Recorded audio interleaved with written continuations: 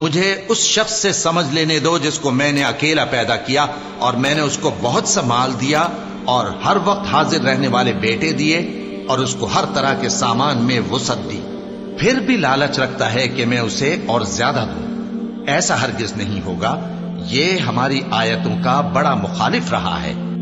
وہ ایسی آگ ہے کہ نہ باقی رکھے گی اور نہ چھوڑے گی، اور بدن کو جھلس کر سیاہ کر دے گی۔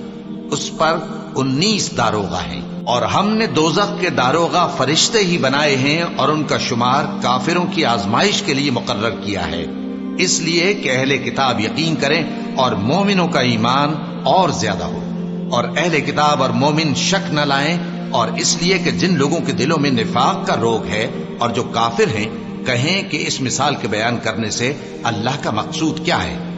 اسی طرح اللہ جس کو چاہتا ہے گمراہ رہنے دیتا ہے اور جس کو چاہتا ہے ہدایت دیتا ہے، اور تمہارے پروردگار کے لشکروں کو اس کے سوا کوئی نہیں جانتا، اور یہ قرآن تو بنی آدم کے لیے نصیحت ہے۔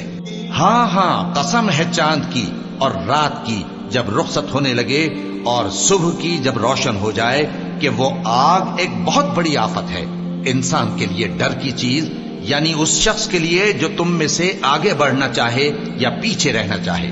ہر شخص اپنے کرتوتوں کے باعث گرفتار ہوگا، مگر داہنی طرف والے نیک لوگ جنتوں میں ہوں گے اور پوچھتے ہوں گے، یعنی آگ میں جلنے والے گناہگاروں سے، کہ تم دوزخ میں کیوں پڑے؟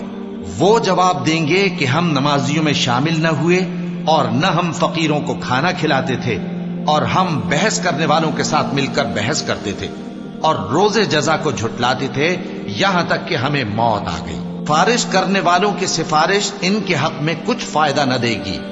ان کو کیا ہوا ہے کہ نصیحت سے روگرداں ہو رہے ہیں، گویا گدھے ہیں کہ بدک جاتے ہیں جو شیر سے ڈر کر بھاگ جاتے ہیں۔ اصل یہ ہے کہ ان میں سے ہر شخص یہ چاہتا ہے کہ اس کے پاس کھلی ہوئی کتاب آئے۔ ایسا ہرگز نہیں ہوگا، حقیقت یہ ہے کہ ان کو آخرت کا خوف ہی نہیں۔ کچھ شک نہیں کہ یہ قرآن نصیحت ہے، تو جو چاہے اسے یاد رکھے، اور یاد بھی تبھی رکھیں گے جب اللہ چاہے۔ وہی اس لائق ہے کہ اس سے ڈرا جائے، اور وہی معاف کرنے والا ہے۔